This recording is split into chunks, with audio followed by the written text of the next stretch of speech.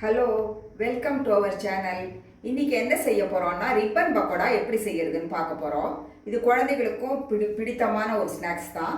So இதுக்கு தேவையானது என்னென்னு பார்க்கலாம். இதுக்கு நான் இந்த கரண்டியால் 3 கரண்டி கடலை மாவு எடுத்துட்ருக்கேன். இதில் பாதி எதால் நீங்கள் அளவு எடுத்துக்கிறீங்களோ அதில் பாதி அரிசி மாவு. நான் 1.5 கரண்டி இதில் எடுத்துட்ருக்கேன். நீங்கள் கப்புலேயோ எதில் டம்ளர்லேயோ எதில் எடுத்துட்டாலும் எவ்வளவு எடுத்துக்கிறீங்களோ அதில் கடலை மாவில் பாதி அரிசி மாவு. ஸோ இதுக்கு தேவையானது பட்டர் 1.5 டீஸ்பூன் எடுத்துட்டுருக்கேன்.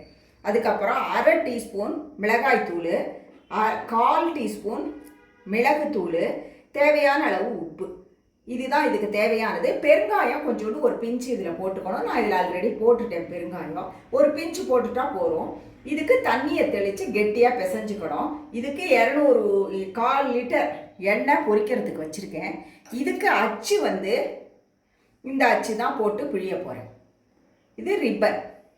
இதை எப்படி செய்யலான்னு பார்க்கலாம். நெக்ஸ்ட்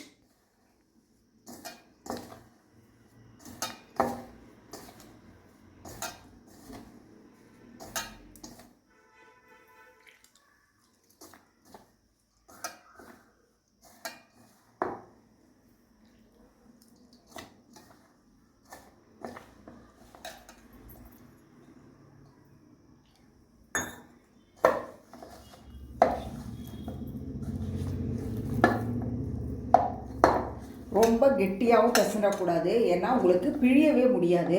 ரொம்ப லூஸாகவும் இருந்தாலும் எண்ணெயை குடிக்கும். ஸோ இந்த இதுக்கு ஃபுல் கடலை மாவு இருக்கிறதுனால இந்த கன்சிஸ்டன்சிக்கு நீங்கள் புழிஞ்சுக்கணும். மேலே காயிற எண்ணெயில் 1 டீஸ்பூன் விட்டுட்டு நம்ம புழியணும். புழியும் போது நம்ம பார்க்கலாம். இப்போ காயிற எண்ணெயில் 1 டீஸ்பூன் இதில் விடணும்.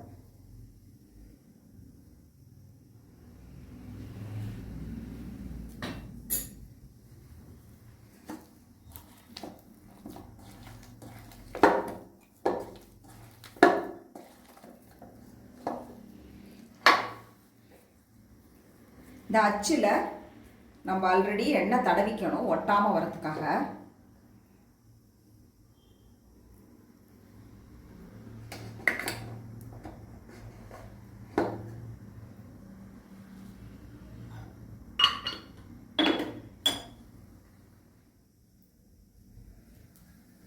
ஒரு சின்ன பிட்டு போட்டு பார்க்கணும். நமக்கு போட்ட உடனே மேலே வந்ததுன்னா நம்ம புழிய ஆரம்பிச்சிடலாம். ஸோ நம்ம இப்போ புழிய ஆரம்பிக்கலாம். எண்ணெய் காஞ்சிருச்சு. இது ஒரு ட்ரையல் தான்.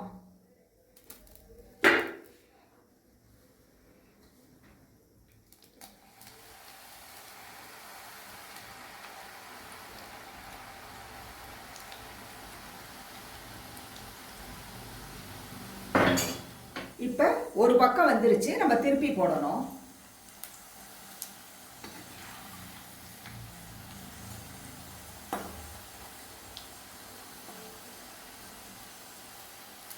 இது முழுக்க வேக விட்டு நம்ம பார்க்கலாம்.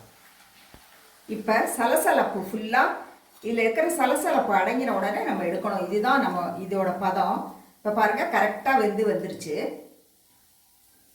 நம்ம இன்னும் அடுத்தது புழிஞ்சிட்டு நம்ம பார்க்கலாம். இப்போ ரிப்பன் பக்கோடா ரெடி ஆயிடுச்சு. நான் போட்ட அளவுக்கு எனக்கு 4 ரிப்பன் பக்கோடா வந்தது. நான் சின்னதாக புழிஞ்சிருக்கேன் கொஞ்சமாக எண்ணெயை வச்சு. நீங்களும் இதே மாதிரி அளவில் முதல்ல செஞ்சு பாருங்கள். அப்புறம் நிறையா அளவில் நீங்கள் நிறையா செஞ்சுக்கலாம். தீபாவளி சமயத்தில் நம்ம நிறையா எண்ணெய் வச்சு நல்லா பெருசாக கூட புழிஞ்சிக்கலாம். இதை மிஷினில் நீங்கள் மாவை அரைச்சிட்டு வச்சுட்டிங்கன்னா உங்களுக்கு செய்கிறதுக்கு ரொம்ப ஈஸி. நீங்களும் ட்ரை பண்ணி பாருங்கள். Have a good day. Thank you.